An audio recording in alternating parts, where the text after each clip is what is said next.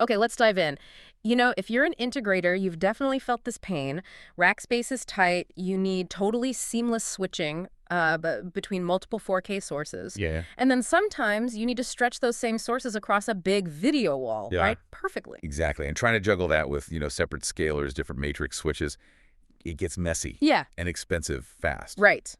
So what we're looking at today is, well, it's kind of a hybrid beast. It packs a lot into one box. Okay. We're focusing on the A-Neuvideo ANI-HDFLIP-PRO, which, taking it out of the spec sheet language, it's essentially a high-speed video processor built for versatility. Versatility how? Well, it has this dual personality, if you will. It can run as a 4x4 seamless matrix switcher, smooth transitions, no black screens. Or you can configure it on the fly as a pretty sophisticated video wall processor.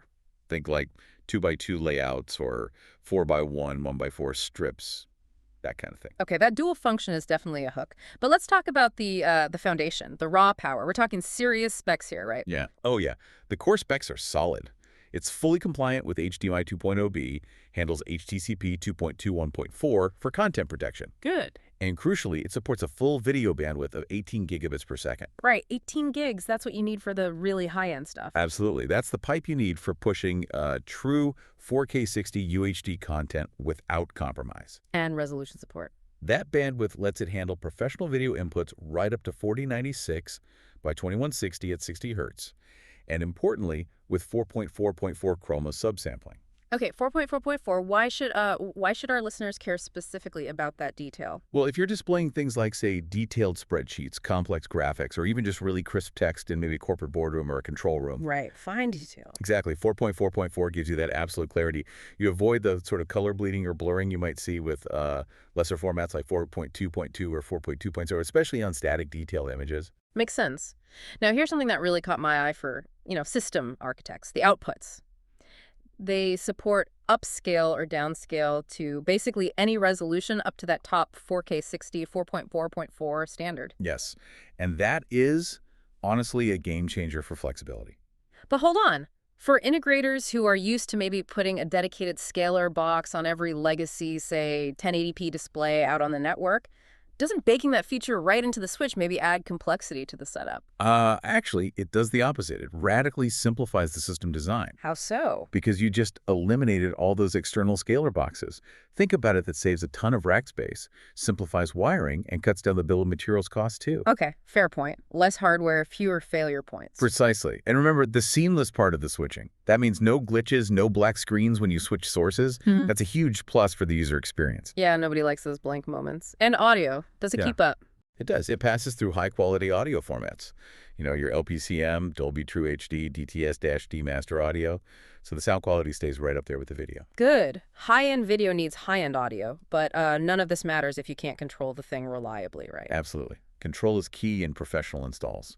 And this unit seems to offer quite a few ways in. It does. And what's interesting is the kind of belt and suspenders approach. You've got the basics, front panel buttons, an IR remote, standard stuff. Sure. But critically for integration, you get both RS-232 serial control. Ah, the old reliable. Yeah, rock solid, perfect for tying into dedicated hardware control systems like Crestron, AMX, that sort of thing.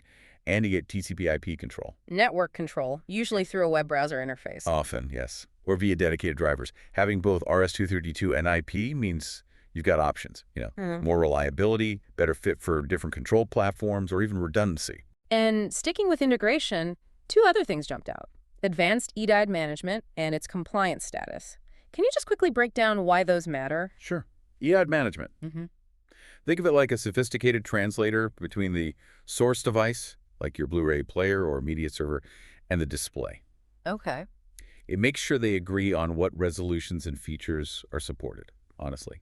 It's probably the biggest time saver for installers when they're troubleshooting those frustrating HDMI handshake problems. Right, the why isn't this display working? Exactly. Good EDIDE management smooths that out. And the second point, TAA compliance. Yeah, what's that? TAA is the Trade Agreements Act.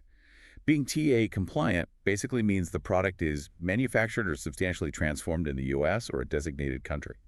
It's often a mandatory requirement for selling equipment into U.S. government projects, military educational institutions using federal funds. stuff like that. Got it. So it opens doors to specific types of projects. Definitely. It's a big checkbox for those markets. Okay, so let's try and wrap this up. What's the big takeaway for you, the listener?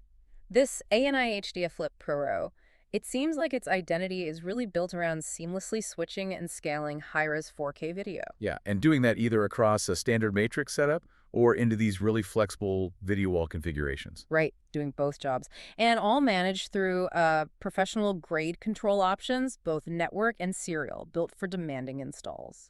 Which, brings up an interesting thought maybe for system architects listening. Go on. Well, given how versatile it is, killing off those separate scalar boxes, acting as both a switcher and a video wall processor.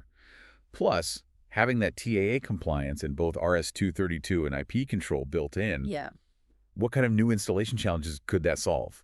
Projects that might have been too complex or needed too many different boxes before.